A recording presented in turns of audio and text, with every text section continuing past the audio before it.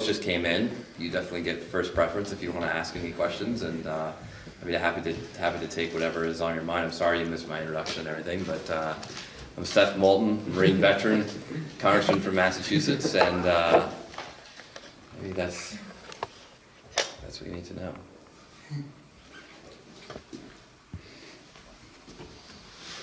Well, this could be a tough question, and I don't want to put you on the spot, but in the interest of It's literally my job to be on the spot. you just talked about uniting us and not being totally divisive. Is there anything that you can say that the Trump administration has done that has been positive, or something that you think has been good for the country? Look, I actually agree with the idea of standing up to China on the economic front. I think his tactics have been terrible. But we need to be tougher against China. Like, China is a massive rival to us, and the president's willingness to confront China is actually the right thing to do. Now, you've got to be smart about how we do it, and you got to confront China not just on economic stuff, but on national security. I mean, China just last week stole, hacked into university computer systems and stole a whole bunch of Navy plans. They're literally stealing our ideas, our business ideas, every single day. Like, that's their economic strategy. Their economic strategy isn't just to come up with the next great idea, it's just to steal it from American entrepreneurs and then produce it bigger and cheaper in China. That's their plan. And we're not doing enough to stop it. I mean, the analogy I use is, look, the president wants to build a 5th century national security device called a border wall, because supposedly immigrants from Mexico are coming to take our jobs. But literally, China is taking our jobs every single day through the internet. So we should be talking about a cyber wall, not a border wall. Like, that's actually how we need to protect jobs in America. But the fact that he's willing to stand up to China is an example of something that I think we should do. Does that answer your question? That was great. All right. All right. Yes, sir. Thanks. There's in the works right now a big And demonstration. also, let me just say, since we are at the end of the hour, I mean, if you need to go, you got social plans, you have much more exciting things to do. Don't worry about it. But I will stay longer for the folks who just arrived. So thanks. Okay, yeah. Well, some of us thought it was at 2:00. I know. I'm sorry about that, sir. Yeah. At any rate, there's in the works right now a big demonstration in Gaza, and wonder where you stand on the Israeli-Palestinian issue and so on. What can you tell us about that? Well, I stand with American policy for the last 20 years, which is I believe in a two-state solution. I believe in the rule of law. I believe that Israel is an ally, but that doesn't mean that I agree with everything that Israel does. I was so outspoken about the need for the Iran nuclear deal that President Obama had my statement on the home page, the front page of whitehouse.gov for like 3 weeks a couple summers ago. And I went to Israel and I talked to Netanyahu about this. In fact, I asked him, if you don't think this is a perfect deal, Mr. Prime Minister, how do you get a better deal? And he didn't have an answer. So the point is that we can both recognize that Israel is our most important democratic ally in the Middle East and be proud of that, while also being perfectly willing to disagree with them when they flaunt international law, when they're not doing what we think is in our interests, or when they're not handling the Palestinian refugee crisis or conflict or anything else appropriately. And I think that should be the position that we take as Americans. I mean, Winston Churchill said that the only thing worse than fighting a war with allies is fighting a war without them. That means you don't always agree with your allies. But what went on in Congress a few weeks ago with the anti-Semitic comments, that's not appropriate. We should be better than that. And it's okay for Democrats to stand up and say, you can disagree with Israel without using anti-Semitism in what you say. The conflict with the Palestinians drives so much of the turmoil in the Middle East. I mean, it was amazing going to a place like Iraq and hearing how much that influenced what Iraqis were thinking. So we should be doing everything we can to resolve that peacefully. That means standing up for a two-state solution. That means standing up to Netanyahu, who very clearly does not believe in a two-state solution, despite what he might say. That means recognizing the rule of law. I do not agree with what the president did to recognize the Golan Heights as Israeli territory. I do not think it was a wise move for him to, in a very provocative way, move the capital. I don't think that helped resolve the crisis. But I am proud to say that Israel is an ally, and I know how important it is to have allies, especially in a place like the Middle East. So do you support BDS? No, I don't. I don't think that that's an appropriate. I don't think we should be pursuing that as a country. But there was an anti-BDS bill that came before Congress, and a lot of Democrats very quickly signed on to it. And it violated the Constitution. It violated free speech. In fact, that was made very clear. And so I didn't sign on. I got a lot of heat for it at first, and then a whole bunch of Democrats started taking their names off of it. Yes, sir. And thanks for those questions. I appreciate that. Earlier, you talked about what our founders intended our government to look like. Yeah. And you've rolled out a couple of bold, I think, respectable positions to improve the fairness of our electoral system. And I was wondering what your ideas or solutions are with regard to money in politics, specifically Citizens United. Even if there's a national popular vote, what can you do to keep really rich people from still buying it?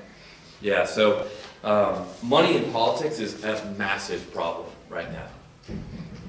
I mean, when people come up to me and they say, Seth, why is Congress so broken? Why does Congress not believe in climate change or whatever? A lot of times they say, why is Congress so stupid? And honestly, it's not easy to get elected to Congress. Most of my colleagues are pretty smart. I think what's lacking in Congress isn't intelligence, it's just courage. It's the willingness to do what you know is right, even if it's politically unpopular back home. Or, importantly, if it's politically unpopular with some of your big donors. That's the reality. So I've been very proud to get endorsed by Larry Lessig and some of these campaign finance reformers. But the challenge is that, hey, I'm all for repealing Citizens United.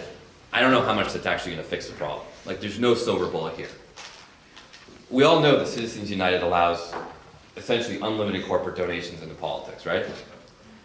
How much do corporations donate to politics? How much, if you got rid of Citizens United, how much would that change the system? It doesn't change it much because most corporations don't want to just put all their money with one side of the aisle because they realize the other side could win. So don't get me wrong, I think Citizens United, I'm all for a constitutional amendment if that's what it takes to get rid of Citizens United, but it won't fix the system. We got to find smarter ways to get money out of politics. And look, their public financing of campaigns is probably a good idea. Reducing contribution limits is probably a good idea, but there's no easy solution here. I do think that you start by just making sure that every single vote matters. And that's really not the case right now in our country. I mean, the fact that when the presidential race comes along in the general election, candidates will basically campaign in 5 states because that's the only place that electoral, the votes actually influence the electoral college. That's not a good thing. So that's why I've advocated getting rid of the electoral college. The fact that it's not 1955, but 2019, and in North Carolina, votes are getting stolen in congressional elections. That's why I spend time in North Carolina fighting for Dan McCready to win that congressional seat, which should be his right now. Come on in. That's the most important thing, is just actually making sure that people recognize that their vote matters. And then we've got to figure out we probably do have to have some constitutional amendments, since, the most progressive campaign finance reform was McCain-Feingold, bipartisan, everything you could imagine, right? And it just got thrown out by the Supreme Court. So we need to have some constitutional amendments here. And there isn't a silver bullet. But it starts by just making sure that every vote in this country actually matters, that every American feels like I can go into a voting booth and my opinion will count in this election. Do you know what the first gerrymandered congressional district was in the United States? Mine. Elbridge Gerry's house still stands in my hometown. He was actually a great patriot, but unfortunately, really bad views on drawing congressional districts, and that's kind of what he's known for now. Oh. So I feel like a little bit of personal responsibility for this. I mean, not really, but like we should end gerrymandering.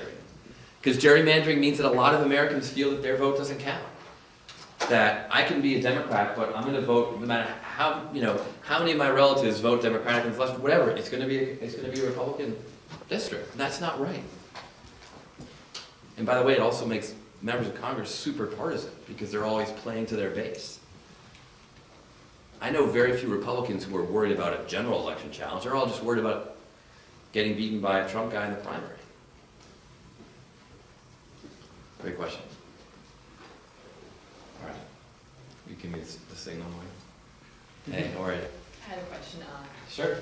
I'm Alexis Sack at ACLU, Rights for All volunteer voter, and I was just wondering, what would be your plans for reducing the mass incarceration, and would you commit to the decriminalization of marijuana and programs such as diversion? So I come from Massachusetts, and I'm one of the only Massachusetts politicians even who has strongly advocated for decriminalizing marijuana. Our governor, attorney general, mayor, both Democrats and Republicans, including a lot of congressional colleagues, were against decriminalization like just a few months ago, but I was with you. I think it would help. And when you read stories like you probably read about this man in Mississippi who was sent away for life in prison after selling $25 worth of marijuana, that's screwed up. And it needs to stop.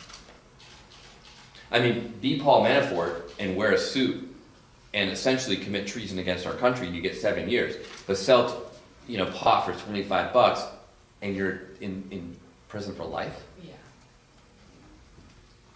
It couldn't be more wrong. And another piece on this: a lot of veterans would much prefer having cannabis than opioids. I don't want to get addicted. But yet you can't get cannabis at the VA because of the federal prohibition, even at the VA in Massachusetts. So I have 3 bills to, one, and these are just the first start, make it legal to talk to your VA doctor about cannabis, even if you're taking, because right now, vets can literally be taking it because they're like, I want to take cannabis, I will risk the legal consequences to get it so I don't become addicted to opioids. And then I can't even talk to my doctor about it because I'm worried that he or she will just report it to the feds.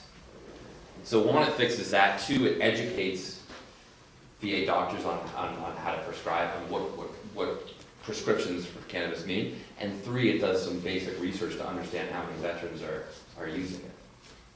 So those are things that are really good places to start.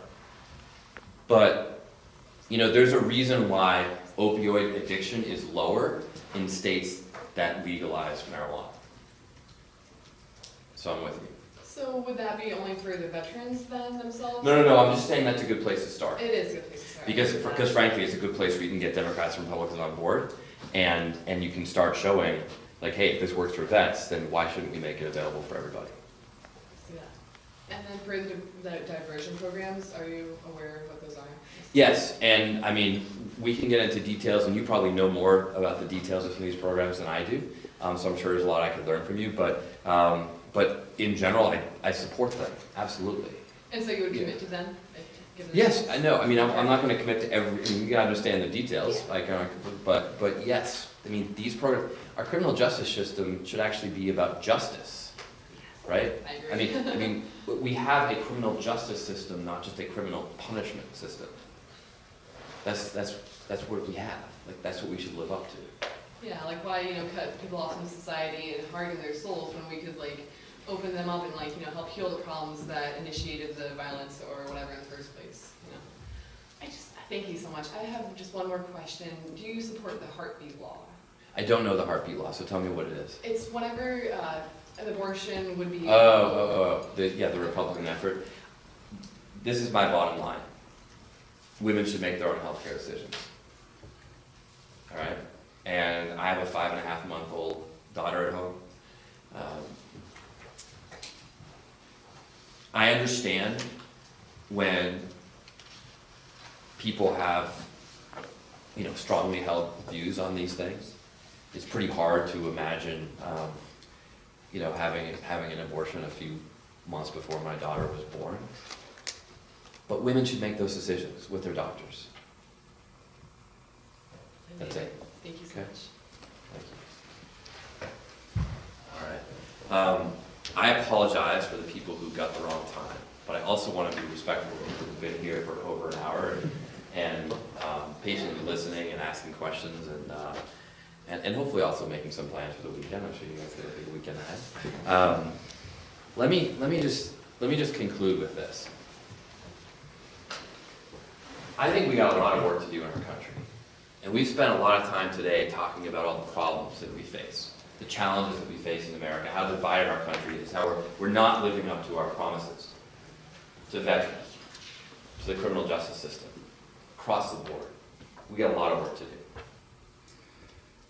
And God knows that our history is far from perfect. From slavery right up to police killings today, we haven't gotten race right in this country.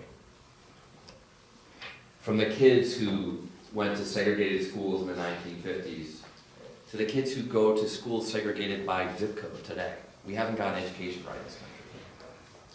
From the families who couldn't afford health care in the 1960s and had to watch their moms or their daughters die from cancer because they just couldn't afford to pay for chemotherapy, to the middle-class families who cannot afford health care today. We haven't got health care right in our country yet. But I believe that America is at its best, not when we think we've got it all figured out, not when we think we're perfect, but when we think that we might. And for all the veterans here, I don't think any of you went to fight in Iraq or Afghanistan or even just signing up to serve right now because you think that we got those wars right, that those wars are perfect or that our military is perfect. But I bet you believe you can make it better. And I think that the best people who run for office don't do it because they think our system is perfect, but they might make it better. And I believe that people who are advocates, like you at the ACLU, you're not doing this because you think we've got it all figured out, but you think that maybe we might.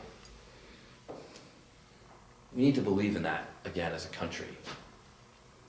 And I think that that's when we're at our best. And I think that's what we need for our new leaders. So I hope that all of you who are thinking about getting involved in this system in one way or another, whether you might run someday, whether you just want to serve in the military or the Peace Corps or City Year today, whether you want to be an advocate, whether you just want to sign up to help on a campaign, I hope you will do it. I hope you'll take a part in this democracy. That's a lesson that I learned, that I can have a role in this democracy. And it'll make us a stronger country. So, thanks. We